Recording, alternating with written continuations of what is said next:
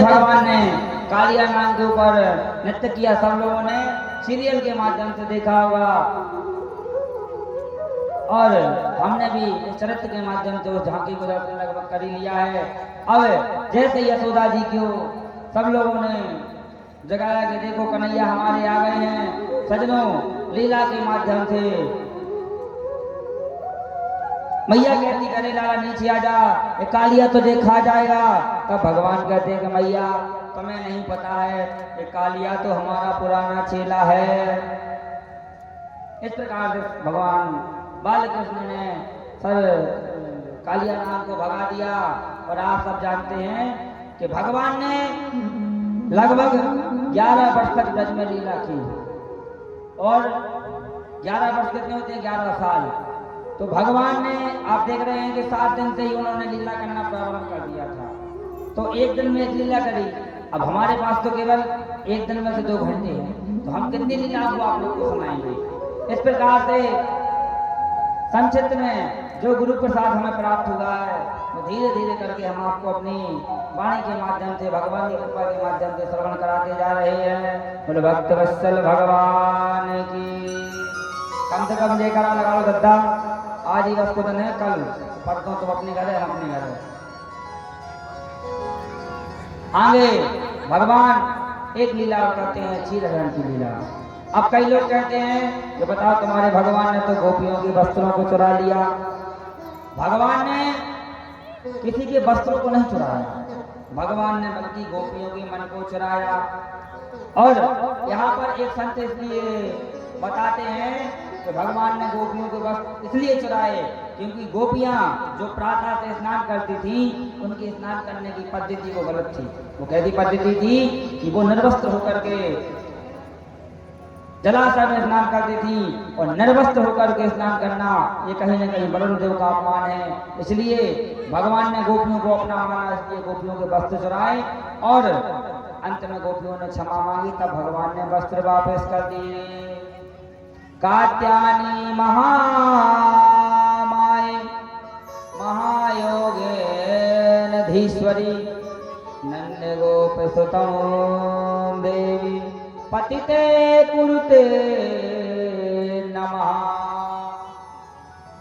आज सभी गोपियां सुबह से स्नान करके आती हैं और कन्हैया ने कहा कि अरे गोपियों, हमें पता है क्योंकि तुम लोग कात्यायनी माता की आराधना करती हो और कात्यायनी माता से हमें अपने पति के रूप में मांगती हो। गोपिया कहती अरे दाई के तू बड़ा ज्ञानी बंदा, हम क्या को तुझे पति के रूप में मानेंगे, हमारा कौन पति नहीं है। फिर भी सजनों, हम सबके पति तो हैं, पर वो परम पिता परमेश्वर वो तो जगतपति है, उसको कौन नहीं मानता। हम भी मानते हैं, आप भी मान रहे हैं, इसलिए तो ये कथा सुन रहे हैं। इसलिए जितना हो सके भगवान को याद करते जाए। सुखदेव जी कहते हैं कि राजन, आज भगवान लीला करते जा रहे हैं और लीला के माध्यम से आज यज्ञ पत्नियां भी भगवान के दर्शन करने को आ गई। बोलो यज्ञ नारायण भगवान की जय हो। हे भूमि देवा श्लोक सुन देव का। आइए एक छोटी सी लाइन, इसके बाद में आगे की चर्चा। हो ब्रज के नंद लाला श्री राधा जी के सावरिया, ब्रज के नंद लाला श्री राधा जी के सावरिया। सब दुख दूर हुए जब तेरा नाम लिया। ब्रज के नंद लाला राधा जो के सावरिया, सब दुख दूर हुए जब तेरा नाम लिया। सब दुख दूर हुए जब तेरा नाम लिया। ब्रज के नंद लाला श्री राधा जी के सावरिया, सब दुख दुख दूर हुए जब तेरा नाम लिया।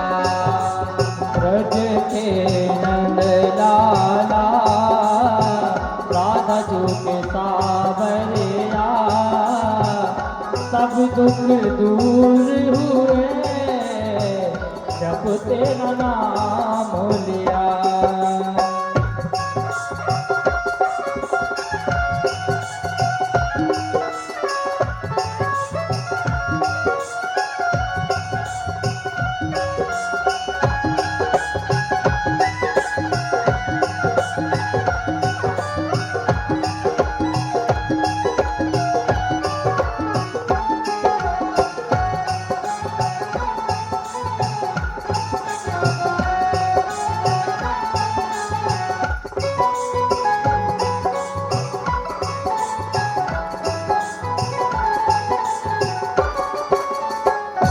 मीरा पुकारे तुझे गिरधर गोपाला।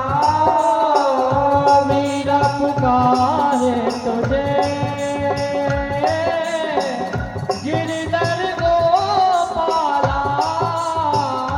मीरा पुकारे तुझे गिरधर गोपाला। वो बच गया अमृत में जिसका भरा प्याला। इसका भरा प्याला कौन मिटाए उसे। वो कौन मिटाए उसे जिसे तूने थाम लिया। सब दुख दूर हुए जब तेरा नाम लिया। सब दुख दूर हुए जब तेरा नाम लिया।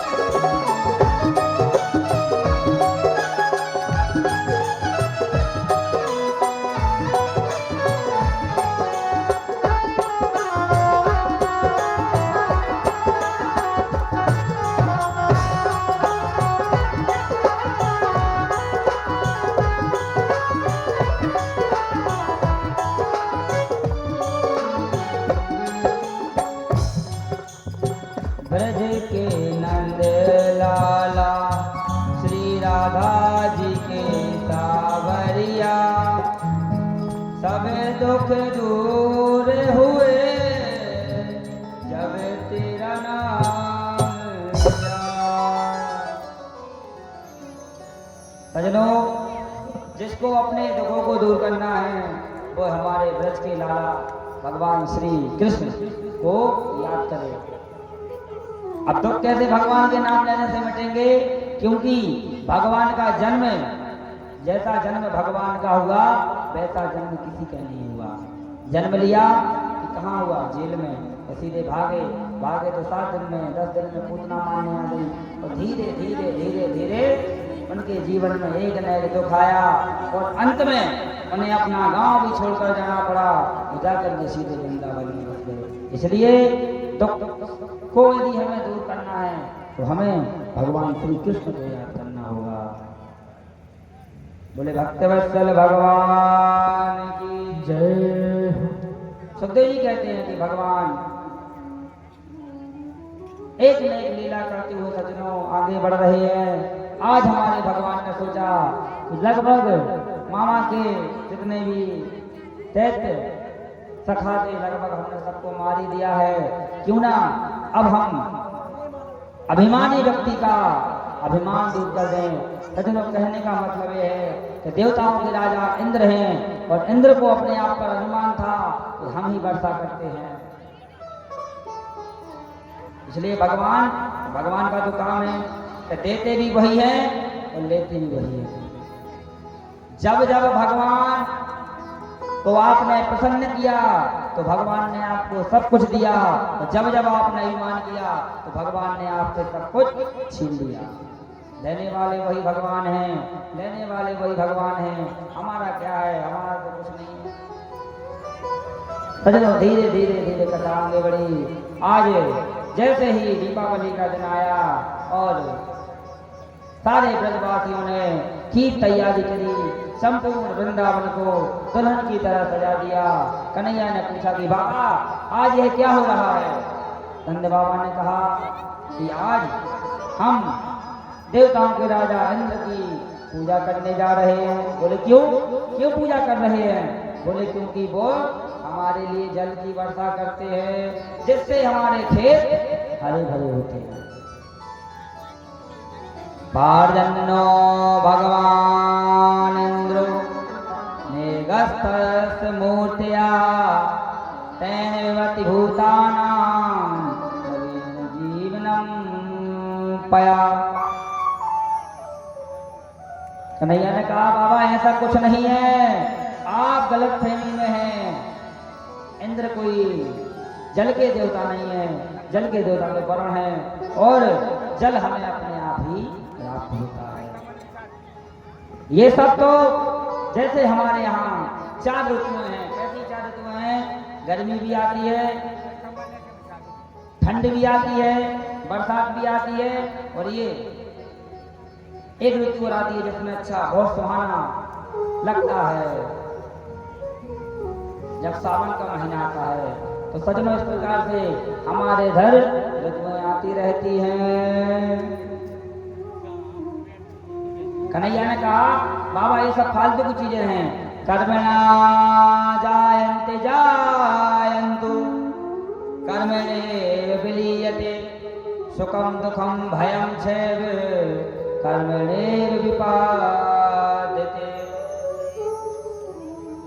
बाबा, पिताजी, जो कुछ भी हमें प्राप्त हो रहा है ये सब कर्म के द्वारा मिल रहा है। ब्रह्मा की सृष्टि में, भगवान की सृष्टि में हर व्यक्ति के जन्म होने के पहले यह लिख गया है कि उसको कितना सुख, कितना दुख, कितना वैभव, हर चीज मिलता है। आदमी जन्म बाद में लेता है, उसकी मृत्यु का लेखा जोखा पहले ही लिख जाता है। लिखा है,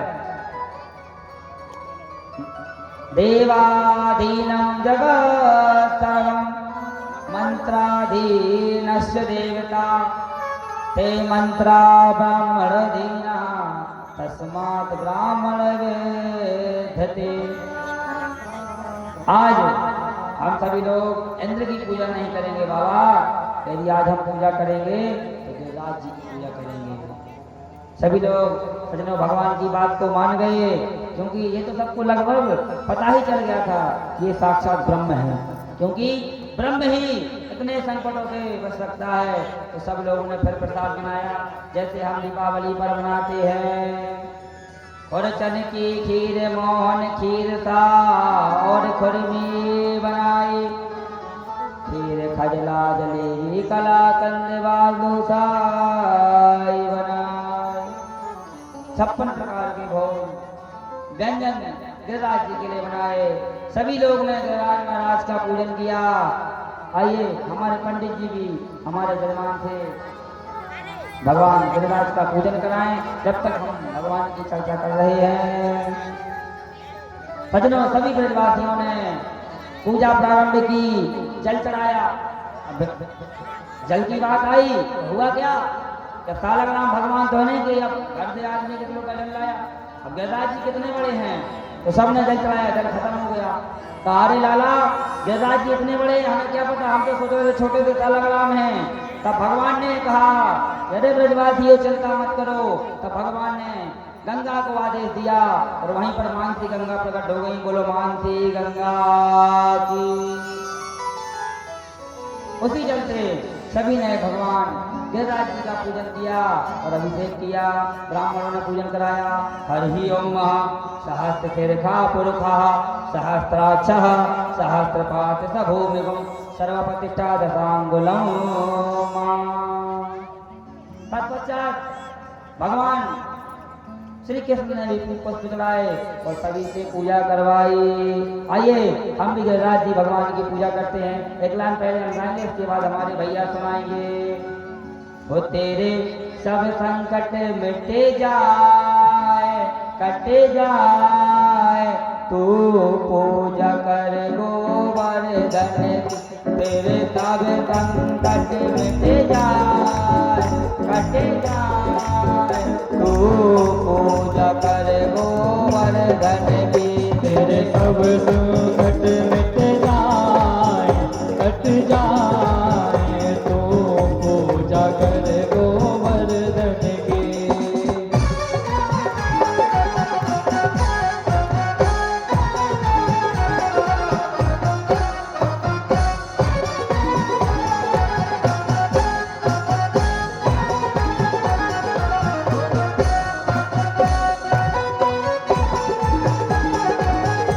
बोलो गिरिराज जी महाराज की।